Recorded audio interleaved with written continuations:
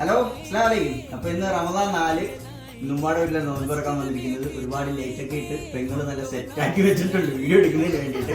അപ്പൊ നമുക്ക് ഇന്നത്തെ വിഭവങ്ങൾ എന്തൊക്കെയാണെന്ന് നമുക്കറിയാം. ഈന്തപ്പഴം, നാടൻ കാരക്ക, പൈനാപ്പിൾ ജ്യൂസ്, വിംറ്റോ, നാരങ്ങ വെള്ളം, ഉള്ളിവട, ഉന്നക്കായ, കട്ട്ലേറ്റ്, ഓറഞ്ച്, സമൂസ, കിസ്ത. ഇത് നമ്മൾ ഈന്തപ്പഴമൊക്കെ മുക്കി കഴിക്കുന്ന ഒരു ഐറ്റമാണ് കിസ്ത. സോസ് 2 ടൈപ്പ്, ഫ്രൂട്ട്സ്, കിച്ചടി.